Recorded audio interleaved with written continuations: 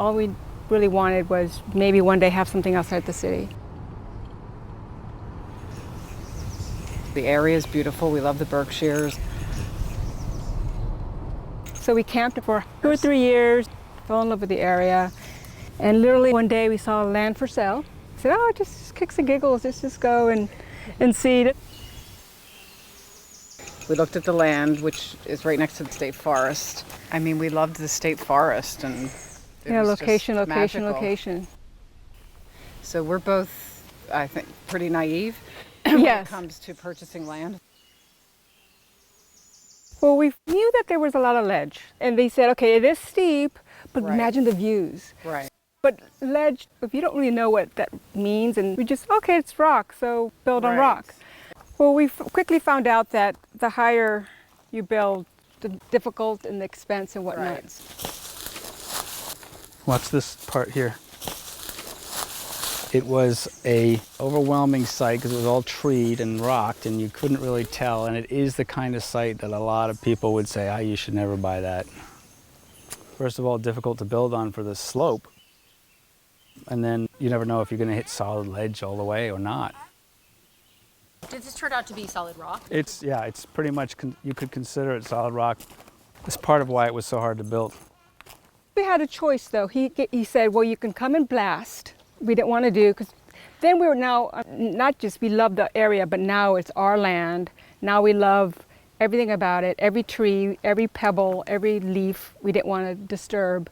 So now that was important for us not to do that. Okay, now how do we build with the least disruption of the surroundings as possible? We did have that option of blasting, but then the end solution was also just to fill around piers that are anchored in the rock. So all of these go at least 4 feet down. They have a big concrete base on them. It's got rebar drilled and epoxied into the rock. So no blasting. So there was basically a layer of soil, and then underneath is all ledge, like that. It's rock. Right there, rock ledge. So there, you couldn't go into the ground. There was just rock. So we had to come up with a way to secure the cabin through the rock. So all of those piers, from the concrete down, you're at least 4 feet to another solid rock that they're pinned into. So then it became much more of a treehouse effect. We called it the treehouse. They didn't for a while, until they saw it like this. This is as high as we can get, where the angle of the driveway was such that it was doable, especially in winter. Now we have to decide where to orient the house. Well, one thing we did, we bought an Airstream and lived in that for a couple of years to sort of get a sense of the light and just to make sure that that's where we wanted the cabin to finally build. It's weird how often clients, they have no feel for the land whatsoever. You know, they hear that the property has a view, so they buy it. They don't know that it's going to be a major investment to get to that view, and so on, and get very disappointed. So it was nice that they took the time to understand the property before they even picked what elevation they were going to have the house at. Making it work with what the land is giving you, you know, that's important. Otherwise, your house is always going to be an alien, right? Using the Airstream, it also made us realize an Airstream was a 23-foot beautiful thing that we love and miss dearly. We realized, you know, we could just live. It was very comfortable. We don't need a big house. We don't need anything grand, and just simple. I'm talking tiny, tiny house first. And then realized it doesn't make sense to build an expensive, tiny house when you can just wait and then build this.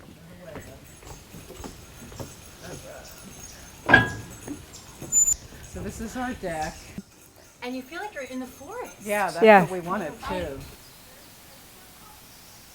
Part of, bringing that whole camping experience to having a house or a cabin was having that feel that you're, bringing the outside in. So we did was to take down as few trees as possible. It's very hard to see where a house would fit when you're walking on a wooded hillside like this.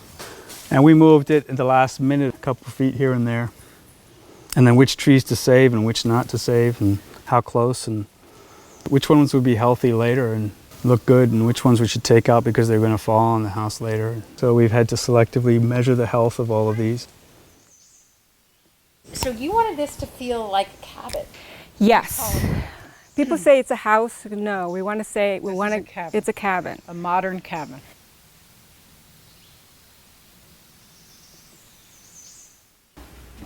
We don't consider it an Abe Lincoln cabin, but more a modern cabin. So this is the living room. There's the kitchen. A loft. The idea was just, like you said, with the Airstream, it's all one space. Kitchen in New York is, half the size. So here we have a bigger refrigerator and a wider stove and a dishwasher, which is great. We don't have that in New York City. And we can sleep a family of 4 or more up there, depending on the size of the kids.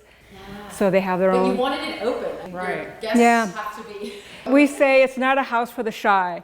But it keeps it really open. I mean, everybody gets a view. Yes. You kind of have to, just be comfortable, which is, I think, a kind of a good thing.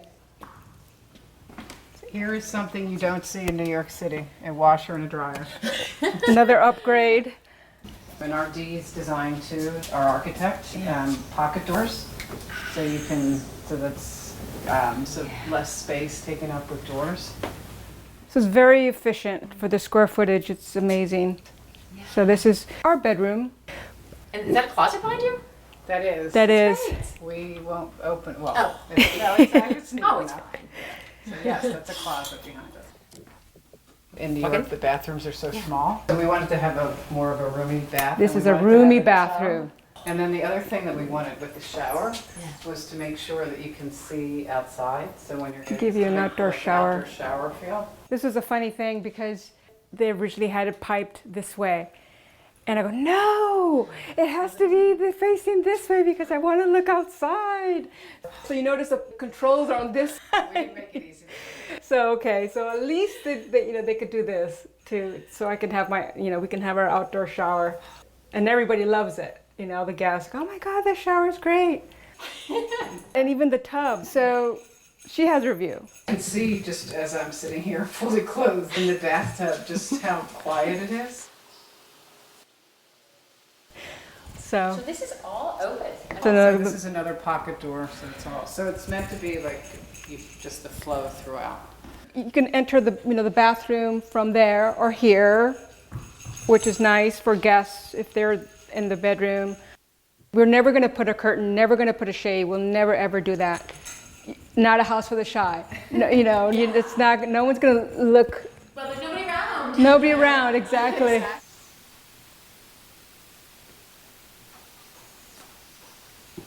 So this is kind of a cool thing that we love because the stairs are hidden. Originally, I thought, well, maybe they're going to go to the side, but RD did a great job of just like, oh, let's put them in the back of the kitchen. So now you don't really see them.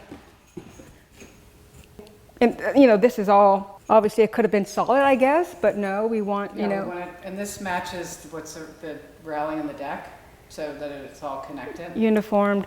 And then this added bonus, which every cabin needs, is a half bath in the loft. Well, yes, that's like the Airstream, like the smallest bathroom you could, and it's pretty small, but there's been, it could be smaller, but does its thing. Yeah, so even from up here, you're in the woods. Yeah, look at right out here. And then also when the sun rises, it's just so beautiful. That's the east. Love the way the windows frame some of the trees. You look out the window and just.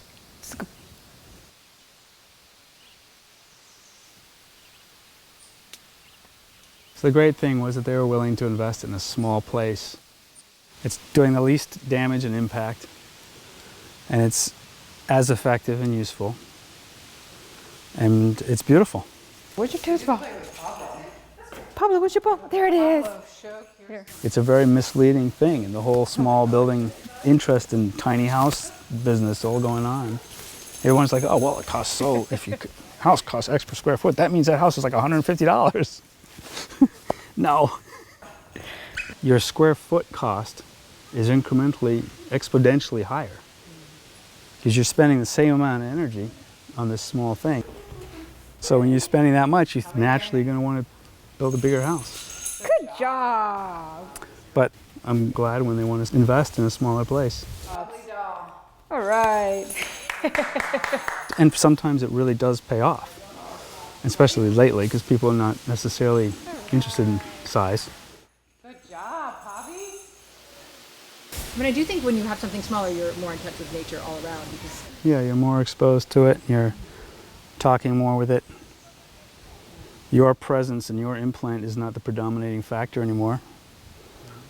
It's just magical. I mean, I'm from Los Angeles, but my father built a ranch in Mexico when he got near retirement. He's no longer with us, but I don't know if I channeled him, but building this also is one of those things where, oh, I get it. I get it now, and now I'm the same way. I don't know. is it a place to sort of lose yourself? Or Lose yourself. I lose, talk about being in the moment.